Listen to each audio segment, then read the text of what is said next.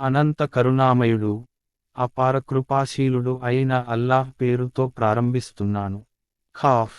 మహోన్నతమైన ఖురాన్ సాక్షిగా, అయితే, హెచ్చరిక చేసేవాడు స్వయంగా వారిలో నుండే వారి వద్దకు వచ్చాడనే విషయానికి వారికి ఆశ్చర్యం కలిగించింది. తరువాత సత్య తిరస్కారులు ఇలా అనసాగారు, మేము మరణించి మట్టిగా మారిపోయినప్పటికీ, మళ్ళీ బ్రతికింపబడతామా? ఇది చాలా విచిత్రంగా ఉంది. ఈ తిరుగు ప్రయాణం అనేది బుద్ధికి అందని విషయానికి. వాస్తవానికి, వారి శరీరాలలో నుండి భూమి తినేదంతా మాకు తెలుసు. మా వద్ద ఒక గ్రంథం ఉన్నది, అందులో అంతా సురక్షితంగా ఉన్నది. కాని వారు, సత్యం వారి వద్దకు వచ్చినప్పుడే దానిని బాహాటంగా తిరస్కరించారు. ఈ కారణం వల్లనే వారు ఇప్పుడు చిక్కులలో పడిపోయారు. సరే, అయితే వారు తమపై ఉన్న ఆకాశం వైపు ఎన్నడూ చూడలేదా? మేము దానిని ఎలా నిర్మించి, అలంకరించామో. అందులో ఎలాంటి పగుళ్ళు లేవు. మేము భూమిని పరిచాము, అందులో పర్వతాలను స్థిరపరచాము. అందులో మనోహరమైన అన్ని రకాల వృక్షజాతులను మొలకెత్తించాము. సత్యం వైపునకు మరలే ప్రతి దాసునికి ఇవన్నీ కళ్ళు తెరిపించేవి, గుణపాఠం నేర్పేవి అయిన విషయాలు. ఆకాశం నుండి మేము శుభవంతమైన నీటిని అవతరింపజేశాము. తరువాత దాని ద్వారా తోటలను, పంట ధాన్యాలను, ఎంతో పొడవైన ఖర్జూరపు వృక్షాలను పుట్టించాము. వాటికి పండ్లు గుత్తులు గుత్తులుగా కాస్తాయి. ఇది దాసులకు ఉపాధినిచ్చే ఏర్పాటు. ఈ నీటితో మేము మృత భూమికి ప్రాణం పోస్తాము. మరణించిన మానవులు భూమి నుండి లేవటం కూడా ఈ విధంగానే జరుగుతుంది. వారికి పూర్వం నూహ్ జాతి, అర్రస్వాసులు మరియు సమూద్, ఆద్, ఫిరౌన్ జాతులు, లూత్ సోదరులు, ఐకా వారు మరియు తుబ్బా జాతి ప్రజలు కూడా తిరస్కరించారు. చివరకు నా హెచ్చరిక వారి విషయంలో యథార్థమని నిరూపితమైపోయింది. మొదటిసారి సృష్టితోనే మేము అసక్తులమైపోయామా? అయినా వారు కొత్త సృష్టిని గురించి అనుమానంలో పడిపోయారు. మేము మానవుణ్ణి సృష్టించాము. అతని మనస్సులో మెదిలే ఊహలను సైతం మేము ఎరుగుదుము. మేము అతని కంఠరక్తనాళం కంటే కూడా అతనికి చాలా దగ్గరగా ఉన్నాము. అంతేకాదు, మా ఈ ప్రత్యక్ష సమాచారం కాక, ఇద్దరు లేఖకులు అతనికి కుడి ఎడమ ప్రక్కల కూర్చుండి ప్రతి విషయాన్ని నమోదు చేస్తూ ఉన్నారు. అతని నోటి నుండి వెడలే ప్రతి మాటను వ్రాయటానికి అనుక్షణం ఒక పరిశీలకుడు సిద్ధంగా ఉంటాడు. ఇదిగో, చూడండి, మరణయాతన సత్యంతో వచ్చేసింది. నీవు తప్పించుకోవటానికి ప్రయత్నం చేసిన విషయానికి ఇదే.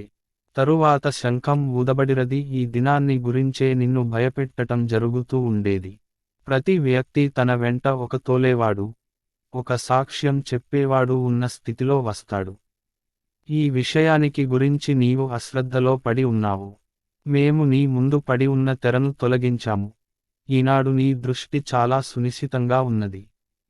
అతని సహచరుడు, ఇదిగో, నా అధీనంలో ఉన్న ఇతనిని హాజరుపరుస్తూ అన్నాను, అని విన్నవించుకున్నాడు. ఇలా ఆజ్ఞాపించడుతుంది, కరుడుకట్టిన ప్రతి అవిశ్వాసిని నరకంలో విసిరివేయండి. అతడు సత్యం పట్ల ద్వేషభావం కలిగి ఉండేవాడు, మంచిని నిరోధిస్తూ ఉండేవాడు, హద్దులు అతిక్రమిస్తూ ఉండేవాడు, అనుమానంలో పడి ఉండేవాడు, అల్లాహ్తో పాటు ఇతరులను కూడా దేవుళ్ళుగా చేసుకున్నవాడు. కనుక అతనిని తీవ్రమైన శిక్షకు గురి చేయండి. అతని సహచరుడు ఇలా మనవి చేసుకున్నాడు, స్వామీ, నేను ఇతనిని తిరుగుబాటుదారుగా చేయలేదు, కాని ఇతడే స్వయంగా మార్గం తప్పి చాలా దూరం పోయాడు. దానికి ఇలా సెలవీయబడిరది, నా సమక్షంలో వాదించకండి. నేను ముందుగానే చెడు పర్యవసానం గురించి హెచ్చరిక చేసి ఉన్నాను. నా దగ్గర మాట మార్చటం అంటూ జరగదు. నేను నా దాసులపై దౌర్జన్యం చేసేవాడను కాను. ఆనాడు మేము నరకాన్ని, నీవు నిండిపోయావా అని అడిగినప్పుడు, అది, ఇంకేమైనా మిగిలి ఉందా అని అంటుంది. స్వర్గం భయభక్తులు కలవారికి చాలా దగ్గరగా తీసుకురాబడుతుంది, ఏమాత్రం దూరంగా ఉండదు. ఇంకా ఇలా సెలవీయబడుతుంది, మీకు వాగ్దానం చేయబడుతూ ఉండిన విషయానికి ఇదే ఎక్కువగా అల్లాహ్ వైపునకు మరలేవాడు. అల్లాహ్ హద్దులను పరిరక్షించేవాడు, చూడకుండానే కరుణామయుడికి భయపడేవాడు, ఏకాగ్ర హృదయంతో వచ్చినవాడు అయిన ప్రతి వ్యక్తికి ఇది లభిస్తుంది. స్వర్గంలో ప్రవేశించండి శాంతి సౌభాగ్యాలతో. ఆ దినం శాశ్వత జీవిత దినం అవుతుంది. అక్కడ వారికి వారు కోరుకునేవన్నీ లభిస్తాయి. అవి కాక మా వద్ద వారికి ఇంకా ఎన్నో లభిస్తాయి. అత్యధికంగానూ లభిస్తాయి. మేము వారికి పూర్వం ఎన్నో జాతులను నాశనం చేసి ఉన్నాము. వారు వీరికంటే ఎంతో ఎక్కువ శక్తిమంతులు. వారు అనేక ప్రపంచ దేశాలను చుట్టివచ్చారు.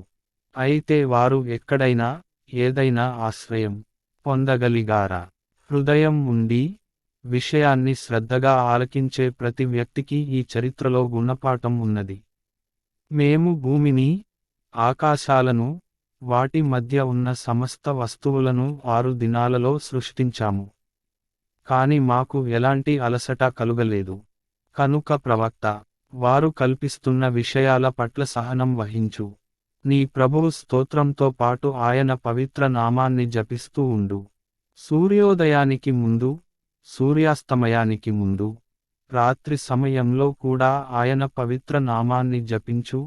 సజ్దాలు చేయటం పూర్తి అయిన తరువాత కూడా. ఇంకా విను. ఏ రోజు చాటింపు వేసేవాడు ప్రతి మనిషికి అతి దగ్గర నుండే కేక వేస్తాడో, ఏ రోజు ప్రజలందరూ హషర్ కేకను స్పష్టంగా వింటూ ఉంటారో, ఆ రోజు భూమి నుండి మృతులు బయల్పడే రోజు అవుతుంది. మేమే ప్రాణం పోస్తున్నాము, మేమే ప్రాణం తీస్తున్నాము. మా వైపునకే ఆనాడు అందరూ మరలి రావలసి ఉంటుంది. ఆనాడు భూమి బ్రద్దలవుతుంది. మానవులు దాని లోపల నుండి బయల్పడి తొందరగా పరుగెత్తుతూ ఉంటారు. బ్రతికించి సమీకరించటం అనే ఈ విషయానికి మాకు ఎంతో తేలికైన పని. ప్రవక్త, వారు కల్పిస్తున్న విషయాలు ఏమిటో మేము బాగా ఎరుగుదుము. వారిచేత బలవంతంగా విషయాన్ని ఒప్పించటం నీ పని కాదు. కనుక నీవు ఈ ఖురాన్ ద్వారా నా హెచ్చరికకు భయపడే ప్రతి వ్యక్తికి హితోపదేశం చేయి.